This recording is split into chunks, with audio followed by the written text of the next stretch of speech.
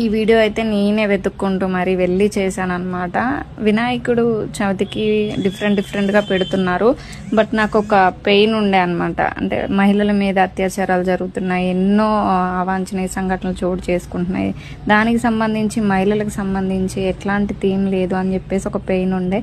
But నాకు మా media వాళ్ళ ద్వారా తెలిసిందనమాట. వరంగల్లో మన కాశీబుగ్గ ఏరియా నుంచి మున్సిపల్ ఆఫీస్ నుంచి కొంచెం ఆ సర్కిల్ వస్తుంది. సర్కిల్ నుంచి కొంచెం ముందుకెళ్ళిన తర్వాత పలానా దగ్గర ఉందంటే వెళ్ళాను.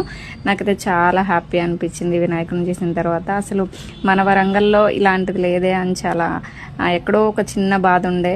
అలాంటిది ఈ వినాయకుడు చూసాకైతే చాలా హ్యాపీ అనిపించింది. వినాయకి అవతారంలో అయితే ఇక్కడ వినాయకుడిని ఏర్పాటు చేయడం జరిగింది.